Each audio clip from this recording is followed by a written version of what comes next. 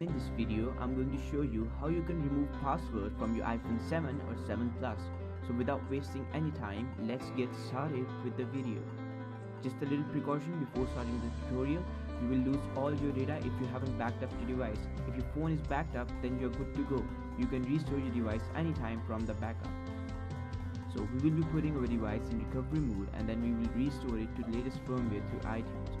So first of all, press the power button and volume down button at the same time and keep pressing it till your device turns off.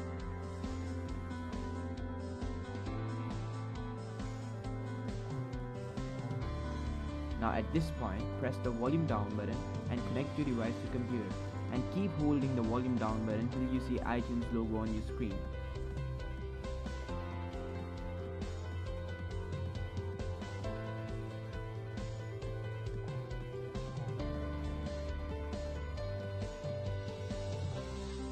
Now iTunes will pop up letting you know your device is in recovery mode. You should restore it. Just click on update and iTunes will download the latest firmware for your device and update your device to the newest firmware, and this will remove passcode from your phone.